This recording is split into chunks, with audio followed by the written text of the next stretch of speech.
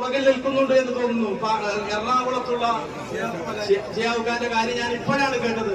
അദ്ദേഹത്തിന്റെ മാതാവ് മരിച്ചിട്ട് 3 ദിവസമായിട്ടുണ്ട് അല്ലെ? മാതാവ് മരിച്ച് 3 ദിവസമാകുമ്പോ മുസ്ലിം വിശ്വാസപ്രകാരം ഒരുപാട് ആചാരങ്ങളുണ്ട്.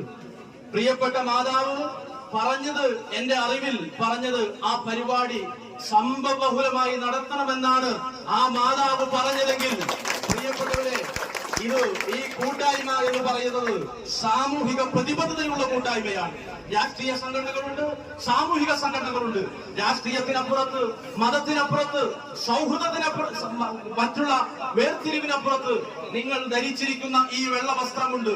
ആ വസ്ത്രമാണ് നിങ്ങളെ നയിക്കുന്നത് എന്ന് പറയുമ്പോ ഇത് മലയാളികളുള്ളിടത്തോളം കാലം മരവിക്കാത്ത, ഓർമ്മിക്കുന്ന ഒരു ജേഴ്സിയായിട്ടും യൂണിറ്റിയായിട്ടും ഇത് മാറുമെന്ന് എന്റെ പ്രിയപ്പെട്ടവരോട് പങ്കുവെച്ചുകൊണ്ട്, നിങ്ങളെ പിന്നിലല്ല, നിങ്ങളെ മുൻപിൽ ഇതുപോലെയുള്ള മനസ്സിന് നിങ്ങളെ മുമ്പിൽ ഞങ്ങൾ ഉണ്ടാകും.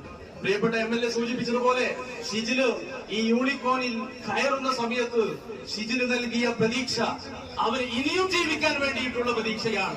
ഇതുപോലെയുള്ള സാമൂഹിക പ്രതിബദ്ധതയുള്ള വിഷയങ്ങൾ ഏറ്റെടുക്കാൻ എന്റെ പ്രിയപ്പെട്ടവർക്ക് സാധ്യമാകട്ടെ എന്നത് കൃത്യമായി ഉണർത്തിക്കൊണ്ട് ഈ മഹനീയമായ സാഹചര്യത്തിൽ ഞാൻ ഒരുപാട് പരിപാടികളിൽ പങ്കെടുക്കാൻ പോയിട്ടുണ്ടെങ്കിലും ഇതുപോലെ സ്നേഹസമ്പന്നമായ ഒരു പരിപാടി ഇത് ആദ്യമായിട്ടാണ് MLA ഞാൻ കാണുന്നത്.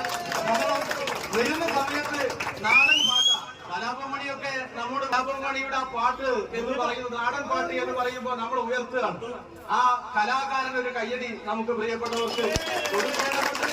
അതോടൊപ്പം പിന്നെ നമ്മുടെ MLA ഞങ്ങളൊക്കെ തിരി കൊളുത്തി കഴിഞ്ഞു. തിരി കൊളുത്തേണ്ട ആളുകളൊക്കെ നിങ്ങളാണ്. പക്ഷെ ആ തിരി കൊളുത്തപ്പോ 3ാമത്തെ തിരി കൊളുത്താൻ വിളിച്ചത് തമിഴ്നാട്ടിൽ നിന്നുള്ള സഹപ്രവർത്തകരാണ്. അവര് തമിഴ്നാട്ടിൽ നിന്ന് വന്നതാണ്. ഈ വയനാടിനെ ഏറ്റവും കൂടുതൽ ചേർത്ത് പിടിച്ചത് ഒരു സംസ്ഥാനം എന്ന് പറയുന്നത് എന്റെ അറിവിൽ അത് തമിഴ്നാട്ടിലെ നമ്മുടെ ജനതയാണ് എന്നത് കൂടി ഓർമ്മപ്പെടുത്തിക്കൊണ്ട് ഈ സ്നേഹസമ്പന്നമായ